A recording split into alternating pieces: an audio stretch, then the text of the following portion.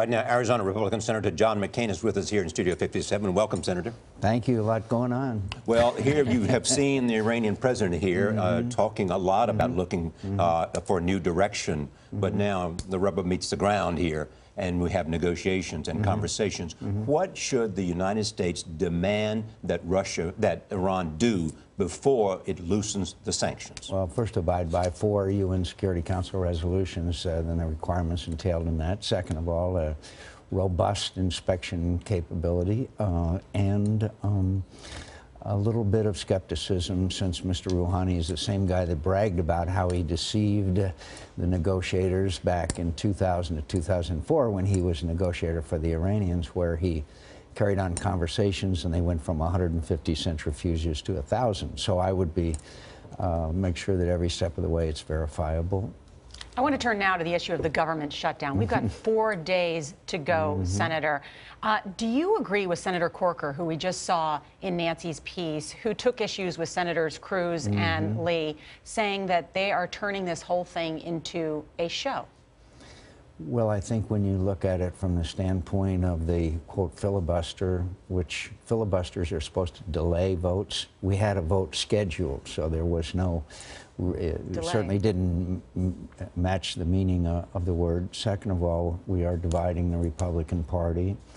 Rather than attacking Democrats and maybe trying to persuade those 5 or 6 Democrats that are in states that are leaning Republican, we are now launching attacks against Republicans funded by commercials that Senator Lee and Senator Cruz appear in. And so it's very dysfunctional. The American people, by 80 to 20, do not want the government shut down. And I was around the last time we did it, and there was a very big backlash. And I'm proud of the fight that we waged against Obamacare.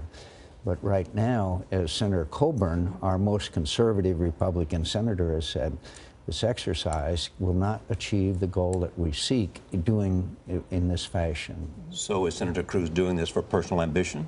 Oh, I can't describe his motives. He and I have a good relationship. We have a friendly relationship, and I can't question his motives.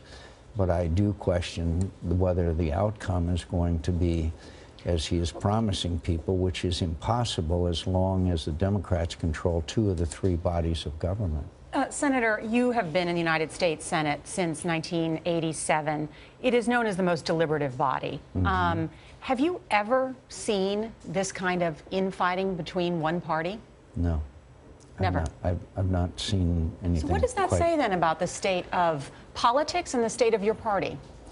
I think that it argues for us to be more united and spend our time against our adversary, because we all share the same principles and values, and I'd like to see us do that.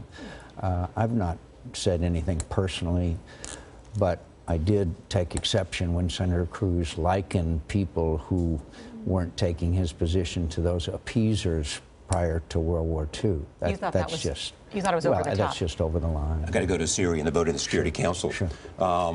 It was hoped by the president that there would be a vote in which there would be repercussions laid out if the Syrians did not turn over the chemical weapons. Did we get that? Of course not. It's deeply disappointing. The Russians have said consistently that they would not enact meaningful sanctions against Syria if they failed to comply. There is no requirement. It's the only requirement is to go back to the UN Security Council. The Russians have never agreed, and I can tell you, I know for a fact the morale of the Free Syrian Army is at an all-time low. We've now made an agreement, no repercussion for the 1,400 that were killed by sarin gas. They feel abandoned, and I'm very, very sad. That's right. That is not in this new UN resolution about that attack. Senator John McCain, good to see you. Thank you for being here. Thanks for having me back.